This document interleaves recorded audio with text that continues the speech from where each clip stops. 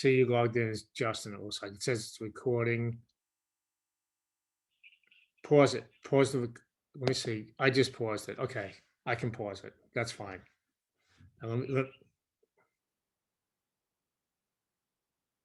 I can't start my video because the host stopped it.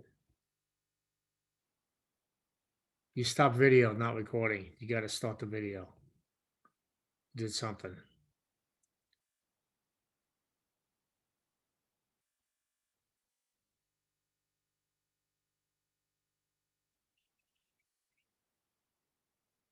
I can't hear what you said.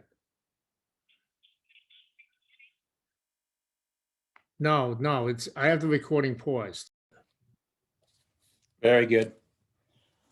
All right, so we're sure Elizabeth, Sarah, give the thumbs up, they can hear us. And Sarah's from Refit, works with Super Rescue in Winnipeg. Okay. Okay, so here's what I want to go through a little bit. This is, and we can stop on any particular area that you'd like to. But ROR Partners, I'm going to go through sort of how we got started and what we do. We're a very large marketing company. We are about 100 people now. We work only in the fitness space. Greg Dowd, just the two partners, Tom Lepsevic. Greg Dowd started with his own company in California, marketing for about 25, 30 years now. Tom Lepsevic, former CMO at 24 Hour Fitness, also founder at Clubcom and Strive Fitness. So two very smart, bright guys that have had a long history in fitness and fitness marketing. So they are the two partners within ROR. We started primarily around May, June of 2020. So fabulous time to start, but had a lot of learnings and starts and stops up to that point. But now things are getting much better for fitness world. So things are moving along very nicely. So ROR is made up of, we still have a license for Epsilon and all the data that comes through Epsilon. Epsilon is one of 3 data compilers in the United States, really ranked #1 for the amount and the quality and the residency of the data that it has. Publicis Hawkeye, also largest agency, ranked #1 agency, still have licensing for all the creative assets that we may need from them. We do have 7 different graphic designers, so we do a tremendous amount in-house. We've just got access to world-class marketing and creative on the Publicis side when needed. We have a variety of different platforms, and that's what we're going to spend a little bit of time on today. Adobe, one of the MarTech marketing technology platforms. It's really ranked #1 in the world. Tremendous amount of machine learning, artificial intelligence. We'll talk a little bit about that. And then we utilize Microsoft's Power BI. It's a leading analytics platform so that not only do our business intelligence people see things in the way that they're looking to see them, but also it provides us very, very good dashboards and reporting back to our fitness clients. And then lastly, the world's best DSP, digital provider, which is really display ads. We're licensed to do Conversant. They're #1 in the world. I've been working with them for a number of years. I'm going to show a video a little bit later that'll give you an understanding of the depth, the machine learning, and the kind of consumer knowledge that platform has. So what does ROR really do? It's integrated marketing for fitness. So we do all the channels, out of home, streaming, billboards, all kinds of different media. But what really differentiates us is how we work with our platforms and data. So data enrichment, analytics, the way we look at your individual club and club locations. And then we'll talk a little bit about a consumer or a customer data platform. We create those unique for each customer, and I'm going to give you some of the insights of how impactful that could be with all the data that flows through your organization. So in 5 easy steps, this is a little bit what we think about. So each and every location, we want to work through the trade area analytics. We're looking at all your first party data. We're looking at competitors. We're looking at isochrones like drive time, distance. We're really trying to understand what's going on for each individual club location. We look to append a wealth of that epsilon third-party data to really formulate what kind of modeling, what kind of targeting, what kind of demographics are happening in the area, the kind of audiences from a behavioral standpoint that we would look to target. And then what helps us is the data drives the media mix, right? So we don't make any preconceived notions on the kind of budget that might be necessary, the kind of channels that we might utilize. We're not an organization that would come and say, of course, we want to learn what you've been doing, how much have you been spending on social media, but more importantly, our platforms and our machine learning will give us a lot of guidance on each and every one of those channels in order to optimize, not too much, not too little on the spend, but take advantage of exactly what it can yield. And then we're very big on attribution. So we've got a lot of default KPIs, but our dashboard, you can utilize the dashboard to set your own KPIs in addition to those defaults so that you can really learn and understand in real time 24/7 how each individual channel or campaign is performing. So diving a little bit deeper into sort of that specific trade area, as I mentioned, we use a lot of data to try to figure out where your existing members come from. Today, we've got a lot of clubs that say, help us understand about the cancellations. Let's talk about cancellations since March of 2020. Help me understand where they've gone. Let's look at some trends associated with the geography. But certainly now that things are sort of at least going in the right direction, we can kind of begin to focus again on new member type of trends. We're going to study all of the competitors to figure out exactly what's going on and who the threats are and where our opportunities. But we're going to study the zip codes, the drive times, the normal drive times, the rush hour drive times, as well as any particular radiuses that we might look at. So this is an example, if you're looking at this map, about maybe a tier 1 area would be geography where it might produce the most opportunity for new members. The teal area might be tier 2, and it would be maybe the second level. So we never look at a perfect radius. It more resembles some kind of a trade area like you're seeing here in the map. We got a 25 plus years experience of doing fitness marketing. So we're extremely knowledgeable on the kind of touch points, the kind of online or offline channels that work well within the sales funnel. So in the upper funnel, you'd have awareness, and then you'd have more consideration, and you'd start to look at different channels. When you get to the commitment and the actual conversion, and then onboarding. So what does it look like within the CRM system? What does it look like in loyalty? How would it work when it comes to something like the communication? And we look at things on each individual member that joins. So we have so much data that when Sally joins versus Bill joins, we want to talk to you about a strategy that's going to put them on different trajectories because of their offline and their online type behaviors and cycle behaviors. And then we know the channels that work well for win back or former members. This is just a sampling. I know it's a little bit of an eye chart, but it's a sampling of the type of data that we would pull every minute of every day from your club, right?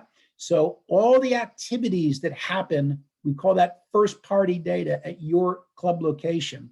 We're going to do an API and we're going to pull that seamlessly. You're not sending us anything. So when someone checks in, they buy water, they took a pass, they did a tour, and it's logged into your system. I'll give it, let's say ABC Financial. We would see all that. In addition, we're going to append everything that we know that you don't know about that particular member or prospect. So we're going to figure out the kind of money they make, the kind of cars they drive, are they married, what their household values is, the kind of devices that they have, where they shop, the kind of items that they buy. We would have all that and we would append it to fill out exactly a much more robust picture of who the member or the prospect is.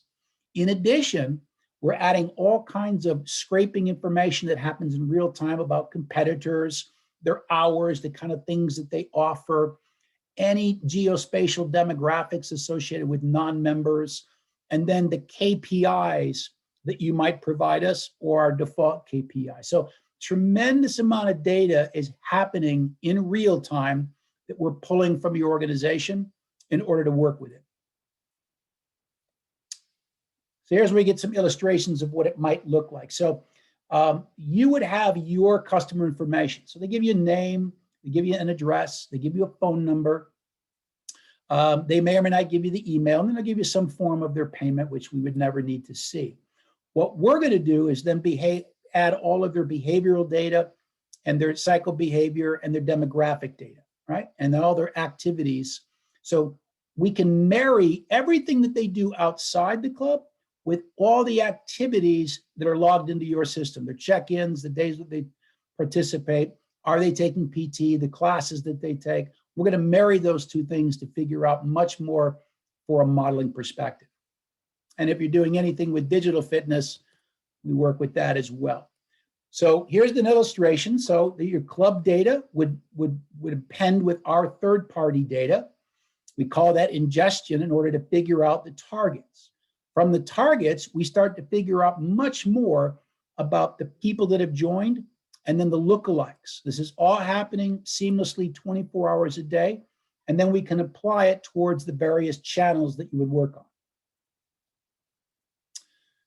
The platforms, so we work on so many different ad platforms. We have a variety of data platforms. These are all behind the scenes in technology.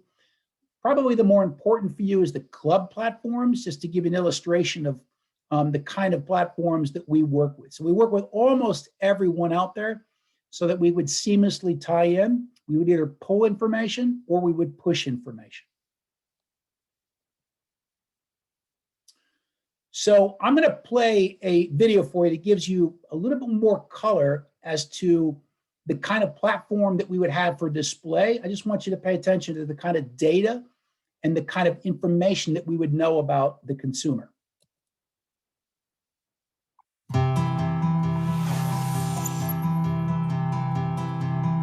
This is your target consumer. Recognize her? We do. We've known her for years. We've given her and nearly everyone in the US an anonymous conversant ID. And every time we learn something new, we add it on. Demographic data. The IDs of all her devices so we can accurately reach her on them. Purchases she makes from you and thousands of other brands. Videos she watches, which we analyze with our proprietary scene and facial recognition technology. Even places she goes, so we know what to tell her about you. In milliseconds, we custom build and deliver the perfect ad, selecting an image, layout, colors, and message from thousands of variations. Because we know the sites she visits and what time of day she tends to buy things, we only reach out to her where and when she's most likely to care about it. Lately, we've been noticing some new browsing behavior. Our strategy updates even before she visits the next web page. We know what ads she's seen, what she's browsed, and what she's bought. Even when she buys it in store, we note it in her profile. And then we move on to the next part of the story. Wherever she goes, you can continue to reach her with messages that matter. That's how we have a lifelong conversation with just one of your consumers, with incremental results you can see for yourself. Now multiply it by millions of profiles, growing and getting smarter with billions of new data points every day. That's the power of truly understanding your customers and knowing what they want to buy before they know it themselves. That's the power of Conversant. So that's just one platform, one channel. They're all set up very similar. So you can see how that data flows and how we figure out who the target is, and we follow them, and we know so much about them. Now, I'm gonna take a break here and tell you a little bit about what we see when we talk to most fitness clients today. So there's a lot of data. There's a lot of platforms that most clubs have: Gym Sales, Club OS, HubSpot, like I mentioned, ABC, CSI. So there's a variety of different platforms, and data is happening all the time. What we typically see is a fragmented approach. So you got all this data, but the data isn't harmonized. It's not speaking to each other. So if I'm going to give an example, if you advertise on Google and then you advertise on Facebook, neither one of those platforms is sharing data, and they're certainly not talking to you, and they're not really unifying. You just have to figure out their platforms, and then you're going to advertise, and it's going to take its algorithm as far as it can go, but they're not synced together. So most clubs, most retail organizations have figured this out. We're bringing this to fitness, that when you have this fragmented approach around data, it affects the user experience. It affects the prospect or the member experience. So I'm going to give you an example about something that we build when we work with a client on an enterprise level, something called a customer data platform, a CDP, right? So within this CDP, I'm going to give you a couple different examples of how it would work, and then I'm going to give you the whole ecosystem, right? So you've got your first party data that we talked about, right? What happens in the club. And then there's some behavioral transactional type data. We can connect the mobile and device type information, and then we're adding all of the personal and demographic, right? The key is right now it's fragmented, it's separated. What you want to do is begin to govern that data. You want to validate it. So I'm going to give an example just because I know it well. ABC Financial. If I joined a year ago and then I quit, and then I come back and join, same name, same address, I can appear in their system like two different members. Okay. So we're going to validate. We're going to extract the data. We're going to enforce it like California codes and for data and personal identification information. And we're looking to transform. Then we're going to synthesize the data. We're going to begin to build the profiles. We're going to have any identity resolution that I mentioned. So sometimes you're going to be missing a email address. You're going to be missing a particular component within their contact information. We can add that for you. And then ultimately, we want to begin a segmentation process so that we can understand the modeling. Then, I mean, that really is called a customer data platform right there. We're synthesizing and we're governing and we're pulling together all the fragmented data. Then we're going to activate it on the various channels. Okay. Now, we step back and take a look at it from a different angle. This is what it might look like. You've got all of your different data sources. Everything that happens in the club goes into the customer data platform that we would create. It gets cleaned, it gets unified, it gets enriched, and we begin to segment and model. So we're taking all the different data sources and we're beginning to unify it. Then we're going to apply that across the various channels. Okay? You want to know what makes ROR different, it's this kind of technology. If you want to know our fitness clients and you ask, hey, well, what kind of performance can you provide? What are you seeing today? For ones that we do this kind of approach, where we're adding all of our third-party data, we're creating customer data platforms, and we're utilizing our artificial intelligence platforms to optimize their channels, they're getting anywhere from 20 to 40% higher conversions than before they were working with us. So here's an example of our ecosystem. Now that customer data platform is right at the center here, labeled data warehouse. That's the Snowflake data warehouse. Everything that happens at the bottom on the health club billing and member platforms, the personal information that you would put in, and then all the activities, whether they be real-time, offline, or online type data, we are pulling that directly from those platform sources within your club through an API, right? So nobody's touching. It's all governed through PII, and we pull it into the data warehouse. Now, to the left side, this is where we begin to identify resolution. We're enriching the data. We're figuring out your trade area, and then we're totally compliant. We're going to look at your competitive mapping. We're going to look at any second, third-party type data, right? And so what we're really doing is trying to figure out the user experience. So we're putting all that information into the data warehouse as well. That's when we get a unified view of all these different data sources. Then we're going to put them into our platforms for social media, for search, and those are the Adobe platforms, so that they're machine learning. We have subject matter experts that are world-class at any of these channels, but they'll never be as good as the machine learning platforms that optimize, because the machine learning is making decisions in milliseconds about who the right opportunity is in order to send them an ad.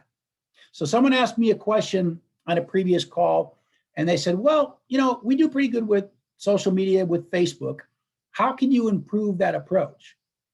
We would improve that approach dramatically by adding all of our third-party data. It is not modeled data. It is up to 2,000 different points of data on each individual. So we have about 240 million US adults in our database, in the Epsilon database.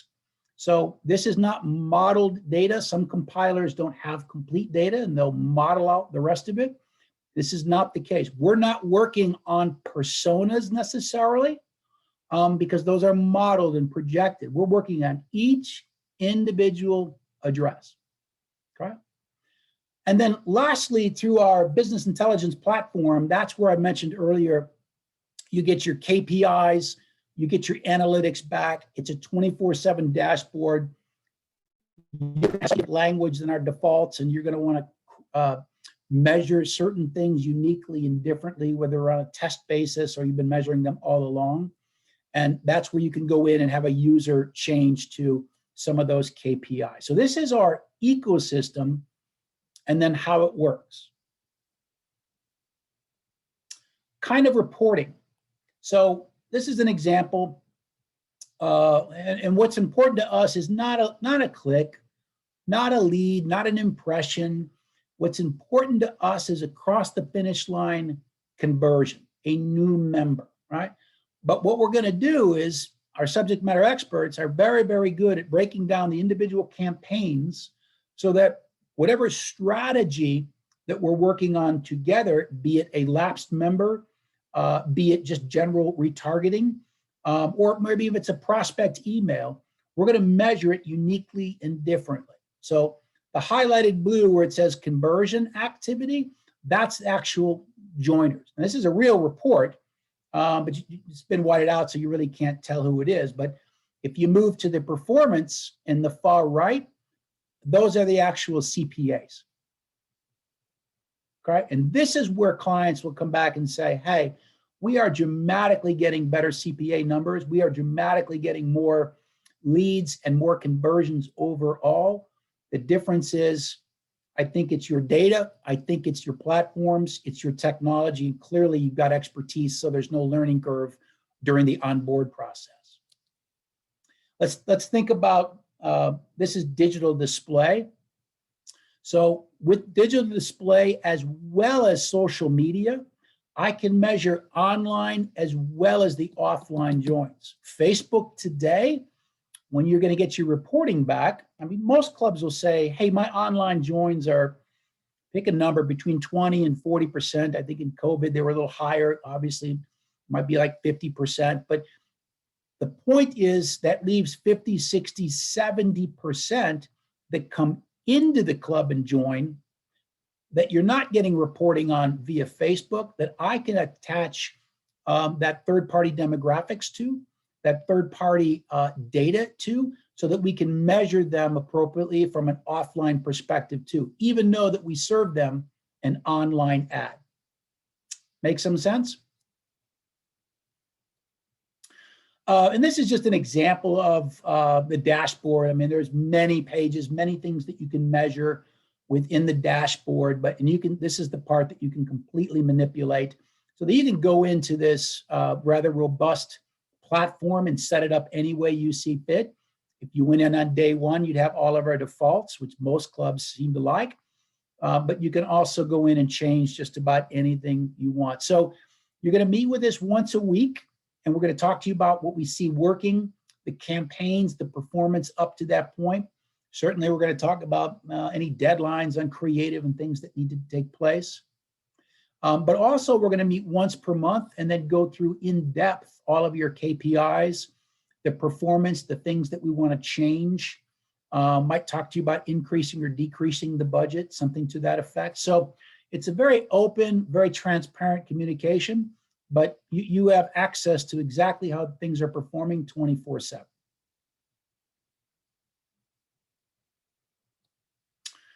Eddie, that's all I've got here.